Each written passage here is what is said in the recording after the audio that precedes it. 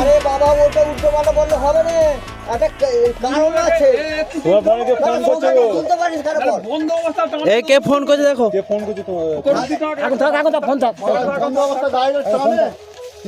বাবা তাহলে সকাল থেকে শুনতে পারিস কেন বলতো? সবারই দরকার, সবাই কি দরকার নেই।